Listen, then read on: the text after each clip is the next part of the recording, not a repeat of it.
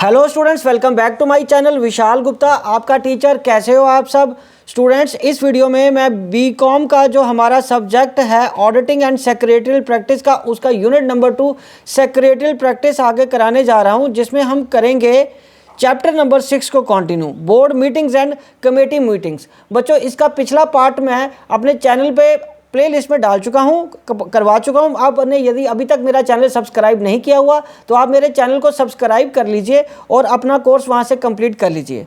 तो चलिए स्टार्ट करते हैं इसके टॉपिक से। वो टॉपिक क्या है? प्रैक्टिकल वर्क और secretarial duties regarding board meetings. Practical work क्या है या सेक्रेटरी की ड्यूटीज़ क्या है, कंपनी सेक्रेटरी की? तो ड्यूटीज़ में सबसे पहले आ रहा है बिफोर द मीटिंग। बच्चों, जो बिफोर द मीटिंग है उसमें आएगा पहले स्केड्यूल ऑफ मीटिंग बनाना, duty to send notice of board meeting, duty to prepare agenda, duty to make available documents regarding agenda, वो सारे डॉक्यूमेंट्स अवेलेबल करवाने जो एजेंडा में थे, duty to issue invitation letters, duty to inform stock exchange. Stock exchange को inform करने की भी ड्यूटी किसकी है? सेक्रेटरी की। ठीक है जी। और मीटिंग के समय क्या ड्यूटीज़ होंगी? मीटिंग के समय जो ड्यूटीज़ आएंगी बच्चों, उसमें सबसे पहले ड्यूटी है to obtain signature of the directors present. जितने भी डायरेक्टर्स प्रेजेंट हैं उन सबके सिग्नेचर्स को लेना। ठीक है बच्चे, ऑब्टेन सिग्नेचर्स, ताकि उनकी अटेंडेंस लगाई जा सके। And to ascertain the quorum, और कोरम देखा जाए कि ताकि मीटिंग को आगे प्रोसीड किया जा सकता है या नहीं। To start the meeting and read the notice, to assist the chairman in conduct of the meeting, to get minutes of the previous meetings confirmed, to take note of the proceeding of the meeting। ठीक है बच्चों। अब उसके बाद है duties after the board meetings। so duties after the board meetings, so duty to prepare minutes, number 2 sealing of any agreement, number 3 duties to inform stock exchange, number 4 duty to carry out the decisions at the board meetings। ठीक है बच्चों।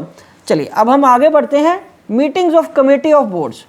सो बच्चों, इसके लिए सबसे पहले हम बात करेंगे it is not always possible for the board of directors to as such to devote time and energy to carry on investigations on different matters connected with the conduct of the companies affairs.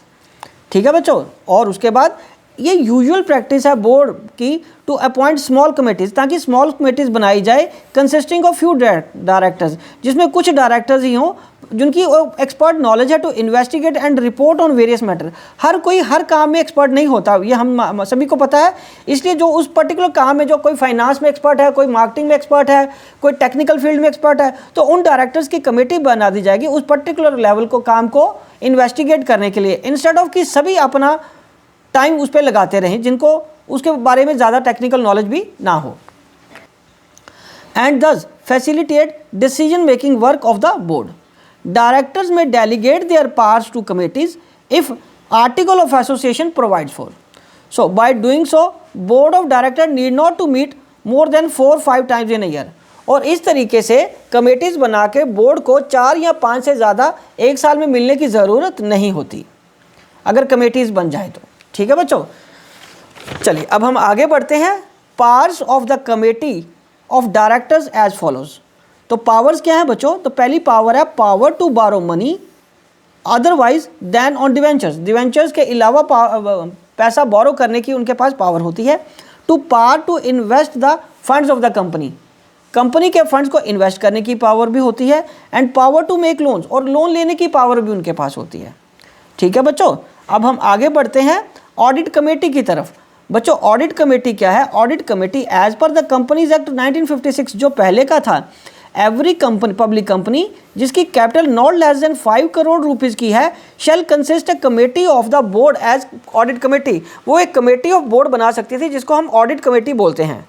It is meant constitution of audit committee of the board is mandatory for a company having a paid up share capital of 5 crore और more. But अब new provisions जो companies act की हैं 2013 की, the following companies have to compulsory constitute the audit committee. ये compulsory हो गया है फॉलोइंग कंपनीज के लिए ऑडिट कमेटी को बनाना। एवरी लिस्टेड कंपनी के लिए, all public companies with a paid up capital of ₹10 crore and more, all public companies having turnover of ₹100 crore and more, and all public companies having an aggregate outstanding loan and borrowing of debenture और deposit exceeding ₹50 crore और मोर। तो बच्चों ये तो terms हैं या मतलब एक तरह की कंडीशंस हैं, तो इसको एलिजिबिलिटीज़ को आपको वैसे ही याद करना पड़ेगा, इसमें कोई मुश्किल वाली बात नहीं है। तो एज इट इज़ इसको नॉर्म्स को याद करना पड़ेगा आपको। Constitutions of audit committee. Students, an audit committee shell consist of the following. पहला क्या है, मिनिमम ऑफ 3 डायरेक्टर्स। उसके बाद है independent directors forming a majority. तीसरा क्या बच्चों, majority of members including chairperson shall be person with ability to read and understand the financial statements। And उसके बाद है बच्चों terms and reference for audit committee. So बच्चों उसमें आ रहा है to be specified in writing. ठीक है बच्चों, अब हम आगे बढ़ते हैं। स्कोप और फंक्शन क्या होगा ऑडिट कमेटी का। तो बच्चों every audit committee shell act in accordance with the terms of the reference specified in writing by the board of directors which shall include the recommendation for appointment, remuneration and terms of engagement of the auditors of the company, review and monitor of auditors' independence and performance and effectiveness of audit process,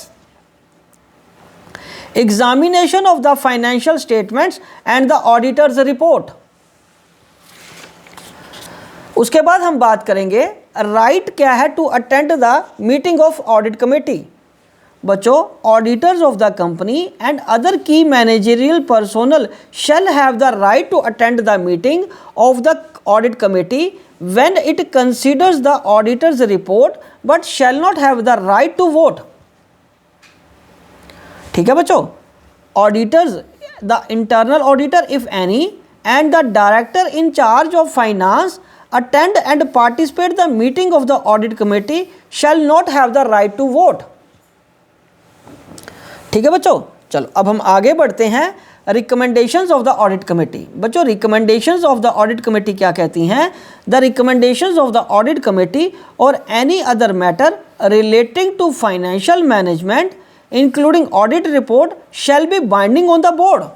वो board को binding होगा। ठीक है बच्चों, so if the board doesn't accept the recommendations of the audit committee it shall record the reasons thereof and communicate such reasons to the shareholders।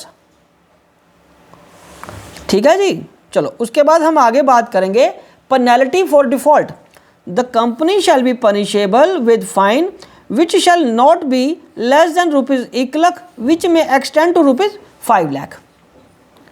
Okay जी, चलो अब हम आगे बढ़ते हैं इसके लास्ट पॉइंट की तरफ कि पेनल्टी ऑफिसर्स को कैसे हो सकती है इन केस ऑफ डिफॉल्ट, कि वो पनिशेबल होंगे। इम्प्रिजनमेंट की भी हो सकती है, टर्म जो कि बढ़ सकती है 1 साल तक, और उनका फाइन कितना हो सकता है अगर कोई वो डिफ़ॉल्ट करते हैं ₹25,000 से लेके ₹1 लाख तक का, या दोनों imprisonment and fine in financial terms. Okay बच्चों, तो स्टूडेंट्स इसी के साथ ये टॉपिक कंप्लीट होता है और ये चैप्टर भी कंप्लीट होता है। आई होप कि आपको अच्छे से समझ आ गया होगा। आप इसी तरह मेरे चैनल को सब्सक्राइब करके वीडियोस देखते रहिए और अपना कोर्स कंप्लीट करते रहिए। Wishing you good luck.